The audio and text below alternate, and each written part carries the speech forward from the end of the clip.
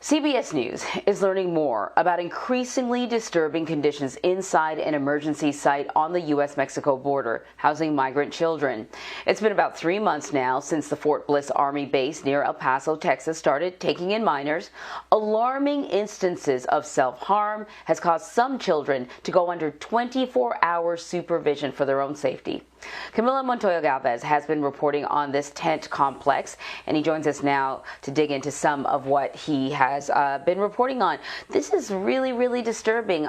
These are kids who are already coming out of situations where they're traumatized. They are away from the adults that they know, love, and protect them in kind of like a limbo, not knowing where they're going next. Camilo, can you tell us what is happening at this site, what resources are available to the children, just how we got to this point?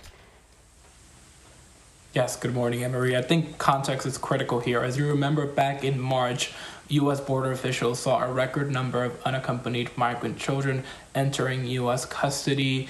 Border Patrol holding facilities became severely overcrowded with children and families, leading to dangerous conditions inside these facilities that are not supposed to house migrants, let alone children, beyond 72 hours. In response to this, Anne-Marie, the Biden administration converted convention centers, work camps, and military installations like the Fort Bliss Army base in West Texas into emergency facilities run by the Department of Health and Human Services to house unaccompanied children. These facilities were successful in getting the unaccompanied minors out of these inadequate and overcrowded Border Patrol facilities, but now we have heard a lot of concerns from advocates and from federal volunteers and other workers inside these facilities about the HHS makeshift shelters.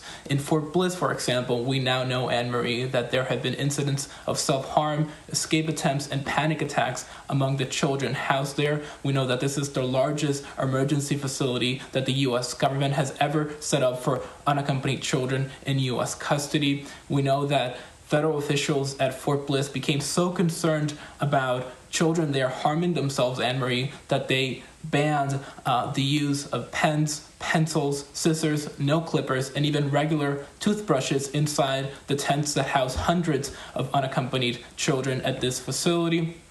We know that federal volunteers were also instructed, Anne-Marie, to even remove the metal clips out of the N95 face mask because they feared that children could use it to hurt themselves.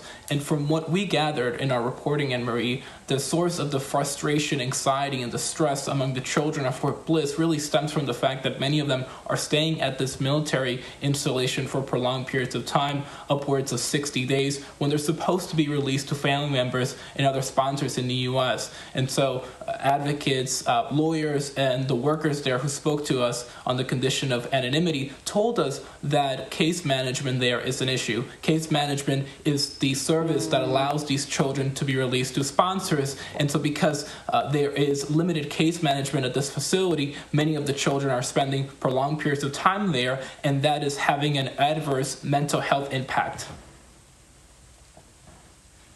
So when you say case management, is that there just like not enough workers doing that job, you know, being assigned a child, finding some sort of adult who can care for them? Is it just a sort of a numbers issue? That's right. So the Department of Health and Human Services is charged by Congress with caring for unaccompanied minors until it can locate a sponsor to place them with here in the U.S. Those sponsors are typically family members like parents, legal guardians, grandparents, uncles, aunts, and even cousins, but they have to be connected by case managers. And because of the record number of unaccompanied children entering custody in the past few months, HHS has struggled to release all these children in an expeditious manner, so many of them are languishing effectively at these emergency facilities like Fort Bliss. HHS has told us that they're expanding case management of Fort Bliss, and the number of children housed there has decreased somewhat, but it is important to note that many of these children are still stuck in these emergency facilities. Man, it's so heartbreaking. Have you heard from Health and Human Services? Have they responded at all to your reporting?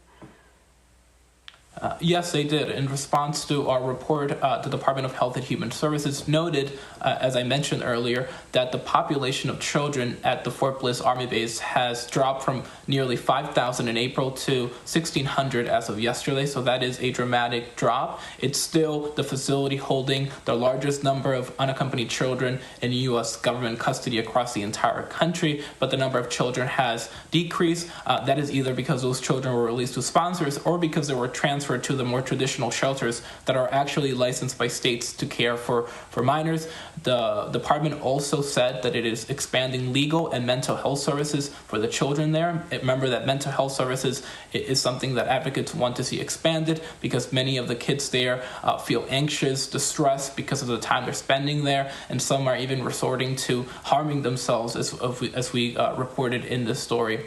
The other point that HHS made in a statement to us is that they are allowing for the kids at Fort Bliss to play outside, to have recreation, and that they have set up a library for them to go and read books. So they're trying to ramp up services at this facility, but again, advocates want these facilities to be discontinued as soon as possible, and for these children either to be released to sponsors or to be transferred to the traditional state licensed shelters that are much smaller and that have a lot more services for the children.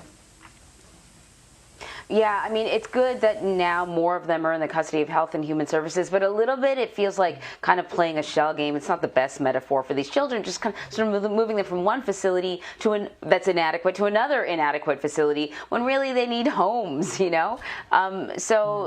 Your reporting has been remarkable, Camilo, and I hope that it gets things kind of going so these kids can be in a safer environment. Thank you so much. Thanks, Anne Marie.